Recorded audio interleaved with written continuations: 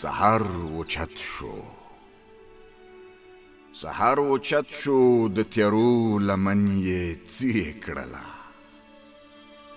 سحر اوچت شو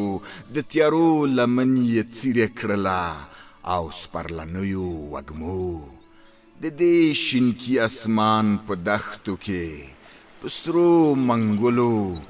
باغ د نارنجو جوړ کړ او د دې لوی دریاب په غاړه کې د حسن په کور د شنو اوبو د سپینو سپینو آینو د پاسه د سرو لمرونو طلایي ماهیانو